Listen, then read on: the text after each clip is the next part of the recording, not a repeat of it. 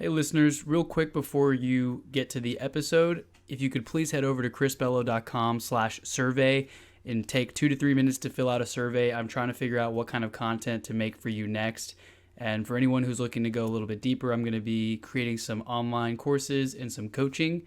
So if you can give me some feedback there, you'll let me know what exactly it is that you want to see before I create it.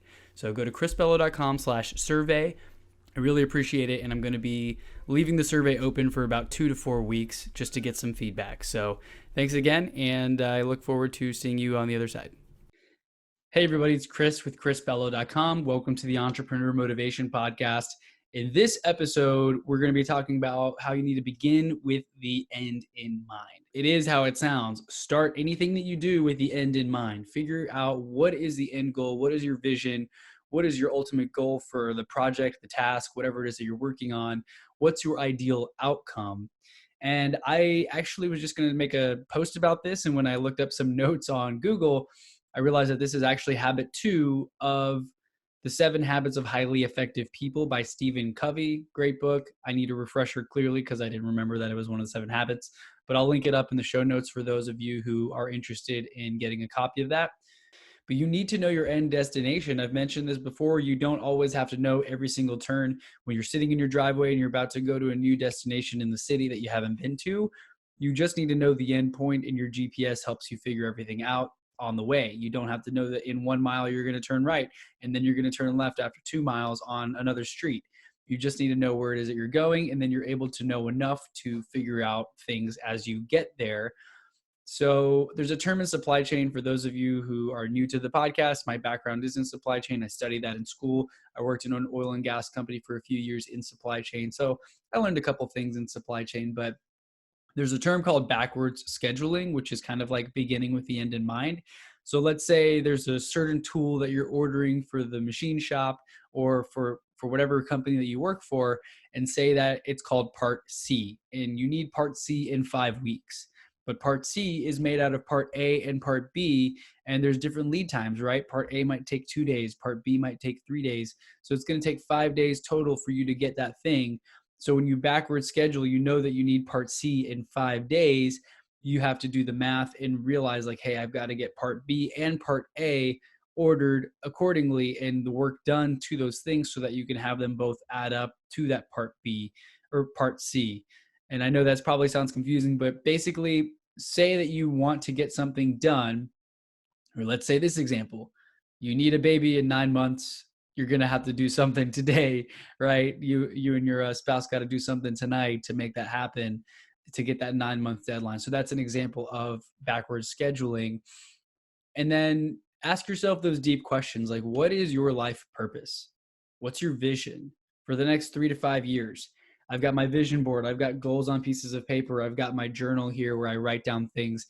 And sometimes that changes, right? I have visions and dreams that change over the years. Every 5 to 10 years, you're going to be a different person.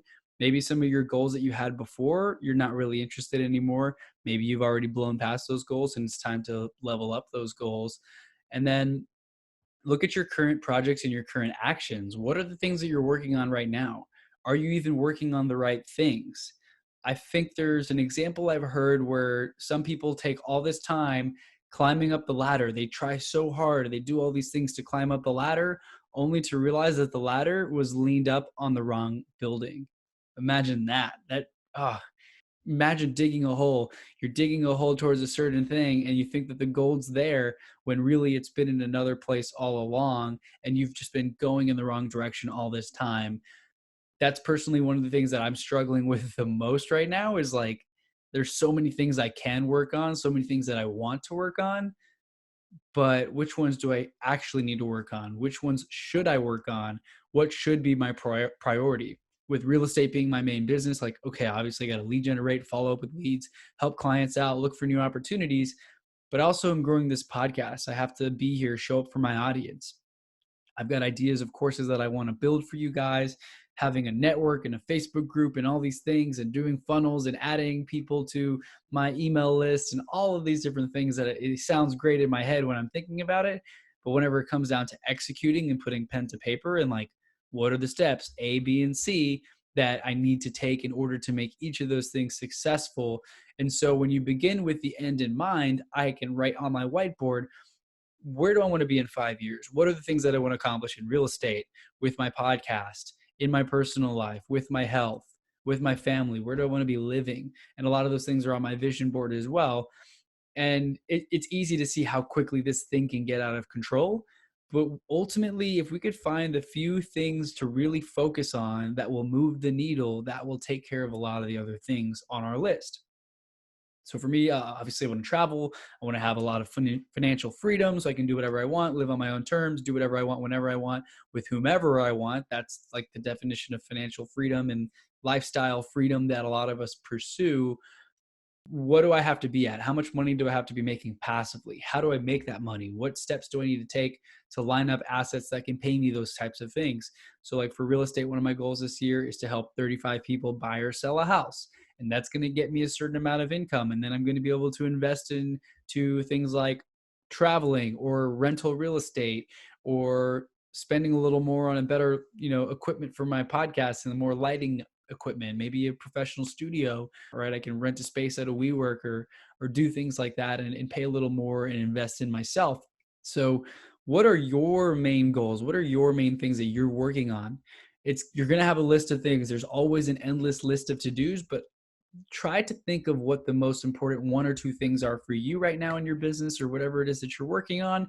And then begin with the end in mind. Write down the ideal perfect state. Like, what would be your dream scenario? Just write that down for your business, for your health, a couple different topics like that. And then start to backwards schedule. When do you want to have those things accomplished? Do you want to own 10 rental properties in the next 5 years? Okay. How many are you going to have to buy every single year if that's the case? Are they multifamily? Are they single family? Do you want to have a 6-pack in a year? Okay. What do you need to do? How do you need to adjust your diet today? And how do you need to stay consistent over time? How many times do you need to work out a week?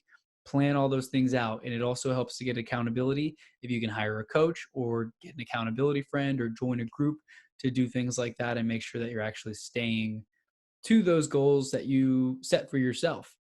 It's easy to set all these goals. It's easy to say all the things that you want to do.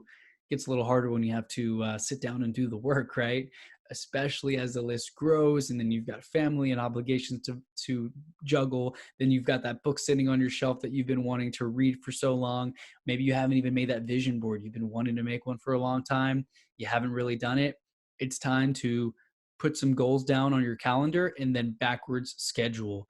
Say, okay, I want to have the vision board by 2 weeks from now. So that means this week I'm looking up photos from online websites or from Google or magazines to cut out, to print out, to whatever. And then next week I'm going to order those photos to be printed out on some provider online. And I did all these steps myself.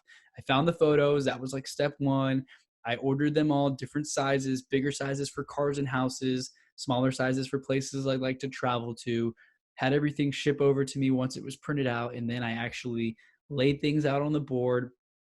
I lined them up. I put in my little thumbtacks. That whole process took me like 3 hours probably to find the photos, print them out, get them shipped over, and then pin them accordingly, cut out the little quotes that I've got on there. I've got different quotes from entrepreneurs, as well as motivational words like hustle, conquer, never settle, all those types of things. So there was a lot of thought that went into that. There was a lot of time involved, and it was a really fun exercise. But I had to set the intention. I had to do the steps in order to get there, because when you see it up there, it looks amazing. Like, oh, I knew what it was going to look like all along. But that started from a blank slate. That started from nothing. It started from an idea in my mind. And that's how it goes with everything in our lives, is that it all usually starts with an idea or some inspiration, or maybe some motivation from external forces like, oh, I lost my job. I got to start doing this now. I'm actually being pressured to take some action. So begin with the end in mind, everybody, and make sure, if you haven't read The 7 Habits of Highly Effective People, it's worth a read. Go check it out. This is habit number 2 from Stephen Covey's book, and I'm going to put the link in the show notes as well for those of you who haven't got a chance to read it or listen to it on Audible yet. With that being said, I hope everyone's having a great week. I look forward to catching up with you soon on the Entrepreneur Motivation Podcast. Please share, like, and subscribe, do what you do, and I will catch you on the next episode of the Entrepreneur Motivation Podcast.